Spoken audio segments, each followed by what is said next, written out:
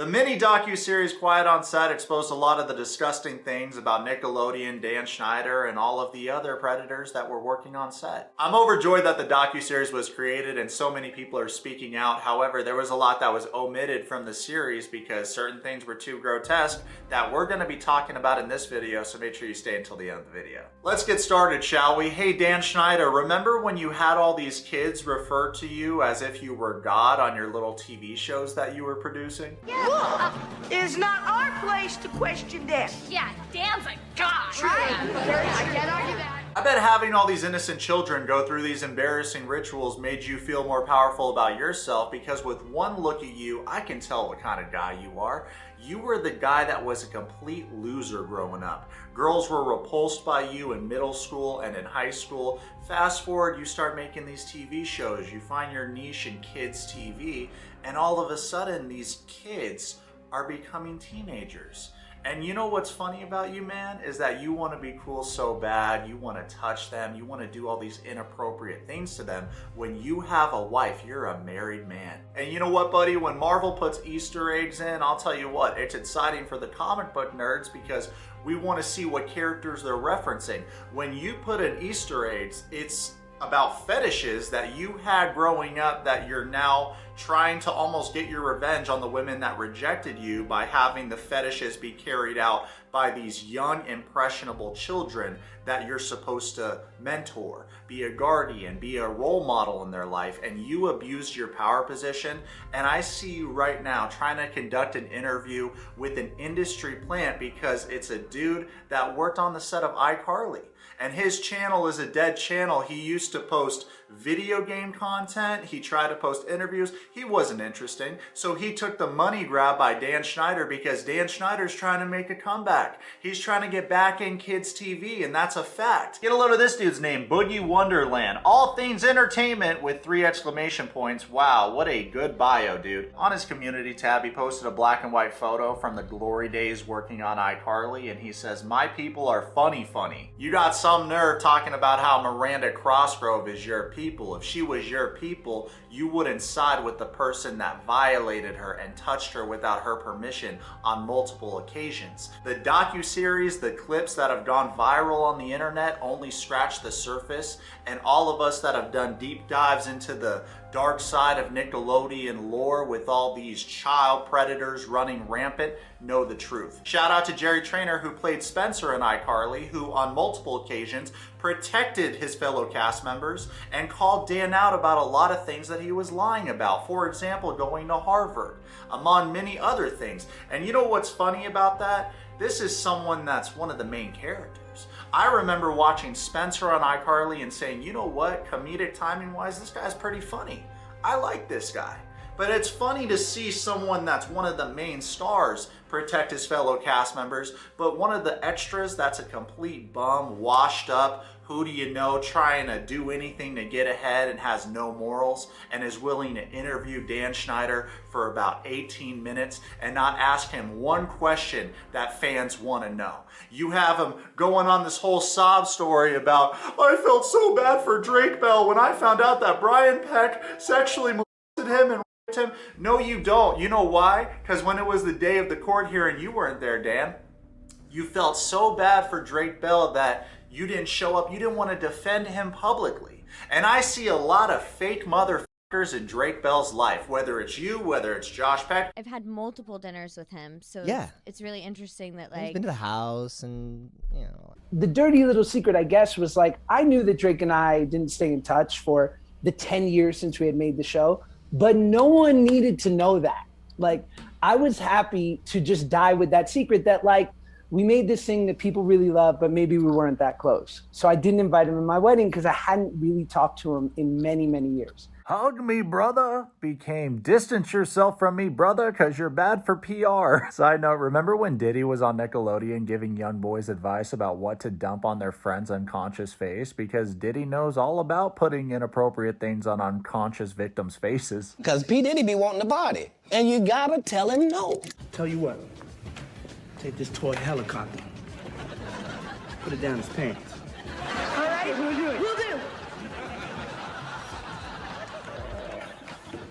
Come on, put it in.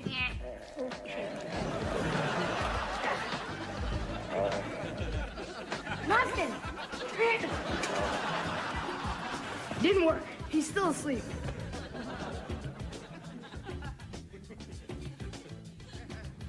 Try this. Shall I? By all means.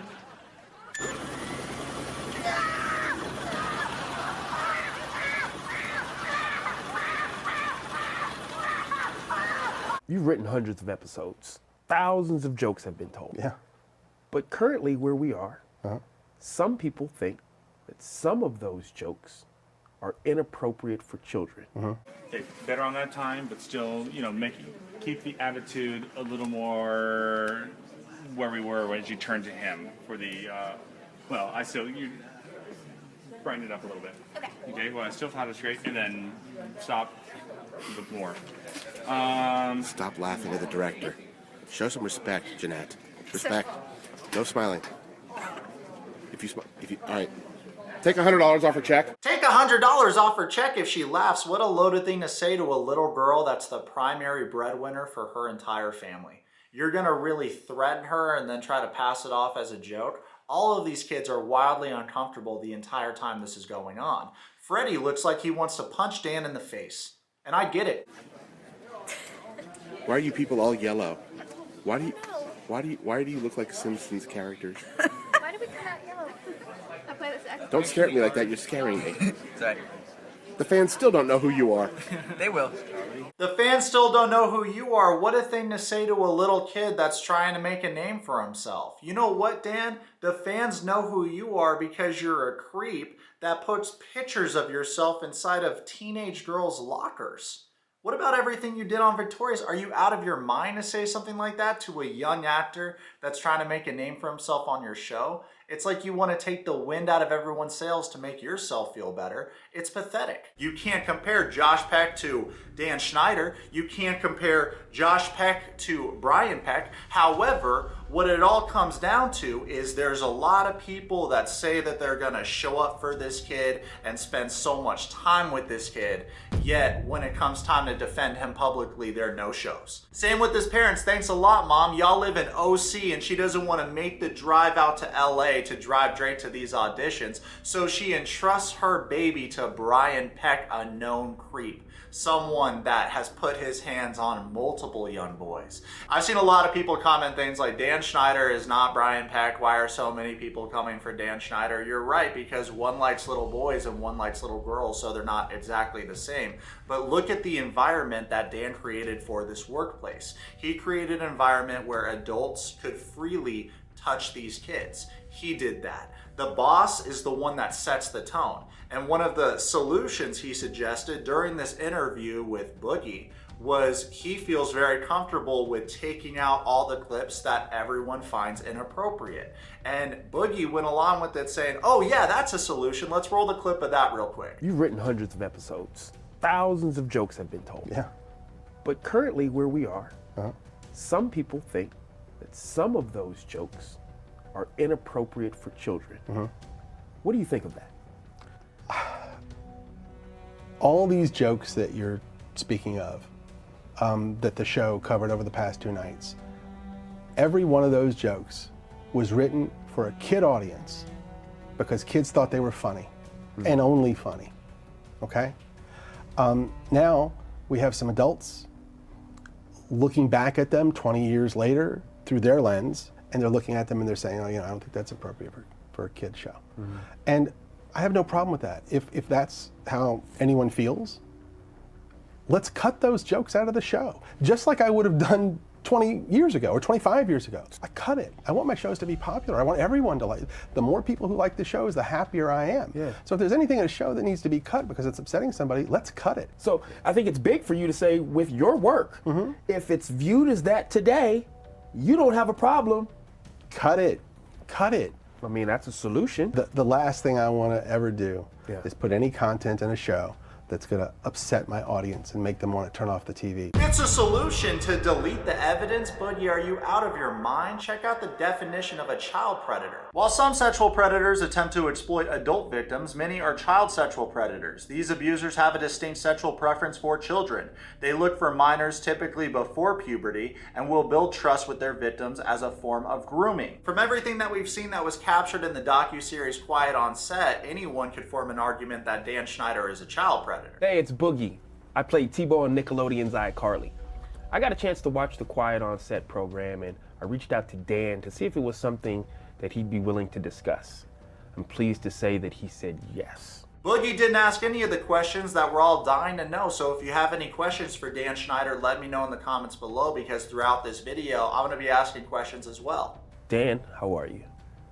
I'm okay. I'm okay. My first question for Dan, if I was interviewing him, would be, what's up with your foot fetish, and why did you feel like it was appropriate to keep showing all these girls' feet? I remember watching that as a kid and thinking that was so weird. Hopefully this isn't why Nickelodeon's logo was sometimes a foot. Dan Schneider's got me paranoid thinking that this one was a cum shot. I'm like, what's happening, right? Because you've involved all these lewd sexual fetishes with these kids, and the network allowed all of this to go on, and to see them not take any accountability, it just speaks volumes about their character as an organization. After the release of Quiet on Set, a spokesperson for Nickelodeon gave the following statement to Variety regarding Bell. Now that Drake Bell has disclosed his identity as the plaintiff in the 2004 case, we are dismayed and saddened to learn of the trauma he has endured, and we commend and support the strength required to come forward. The spokesperson added, though we cannot corroborate or negate allegations of behaviors from producers decades ago, Nickelodeon, as a matter of policy, investigates all formal complaints as part of our commitment to fostering a safe and professional workplace environment free of harassment or other kinds of inappropriate conduct. Our highest priorities are the well-being and best interests of not just our employees, cast and crew, but of all children. And we have adopted numerous safeguards over the years to help ensure we are living up to our own high standards and the expectations of our audience. Right away, you don't have high standards because you allowed this man to get away with atrocities for years. Look at what he did to Amanda Bynes. Let's segue into the Amanda Bynes situation for a second. So you got a dad that always wanted to be a comedian, but he wasn't funny enough to make it. So he's trying to live that dream of being a stand-up comic through his child by putting all these expectations on his child to be this mega superstar. And between the parents that are trying to live their dream through you, and then you got the creep Dan Schneider that's trying to help you out with distancing yourself from your parents, you use people like condoms, man, and then you throw them away. And you should have never been in that power position. And for the network to just have this kind of bullshit response, no wonder Drake Bell had something to say about this. It's revolting. I want to give you an opportunity to kind of elaborate on something. Okay. The thought process from the series is you had the power to just write a joke, and no matter what, it's going on TV. You just had that type of power. Is that true? The notion that I had the power to just produce whatever I wanted and have it air is completely false. Okay. There were many, many levels of scrutiny. Okay. We had executives in LA. We had executives in New York. So two coasts. Two coasts okay. of approval, coasts. Yes. And by the way, approval at every stage, really. Okay. And I'm talking about wardrobe, I'm talking about makeup, sound, sets, dialogue, jokes, everything. Now, when you say approval, these obviously that's a hierarchy, not your colleagues or people in the room. Okay. No, not my colleagues. No, these are my bosses. Bosses, and then their bosses, and then their bosses. And they're approving all of this stuff. Okay. Okay? Y'all were so grossly negligent. And you knew what was going on because the whole world knew what was going on. Obviously not my age group because we were kids at the time, and we just remember looking at certain things and being like, that's pretty weird. I don't know why Jamie Lynn Spears is getting a shot in her face, but hey, I want to go to PCA Academy. Oh, never mind. Dan's the principal. Well, something that really kind of bothered me was how they depicted your relationship with the cast. Yeah, it bothered me too. Yeah, just me being there, I knew the dynamic was trust. I understood that in situations where they may have had turmoil, whether it be with their families, whether it be other castmates, they came to you. versus how they made you look. That wasn't my experience. Well, I'm sure it wasn't, buddy, because you're not the target demographic. Are you Jamie Lynn Spears? Are you Victoria Justice? Are you Ariana Grande? Are you Amanda Bynes? Are you a woman? No, you're not. That would be like me sitting down Ted Bundy and asking him why he didn't put the moves on me because I'm a man and his victims were women. Now this next one, it kind of hit close to home. Being a new father, I wouldn't be opposed to my child being in the entertainment industry. It doesn't matter what age, yeah?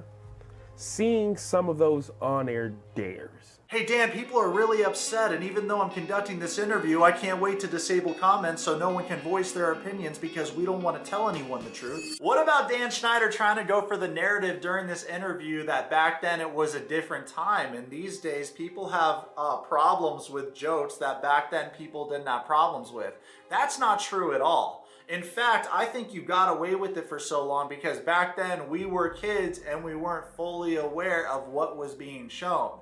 And were our parents watching these dumbass TV shows with us? Probably not. My parents were working, so I'd imagine it was the same for y'all. We were kind of left unattended to a point. When I was 11 or 12, I was watching Date My Mom, Next, Rock of Love, etc. I was watching all kinds of shows that, looking back at it, maybe I shouldn't have been watching those. And you prove everyone's point, Dan, when you say things like these were TV shows made by kids for kids. You're acknowledging that that was the audience, that was the target demographic. So you didn't need to introduce your perversions. Every one of those jokes was written for a kid audience because kids thought they were funny. For Jabba the Hutt, Dan Schneider, this is the first of many videos about you and Nickelodeon and all of the predators in Hollywood. I'm gonna be relentless, I'm gonna be ruthless, and I'm gonna make sure that these victims get justice. Yeah, I'm Batman.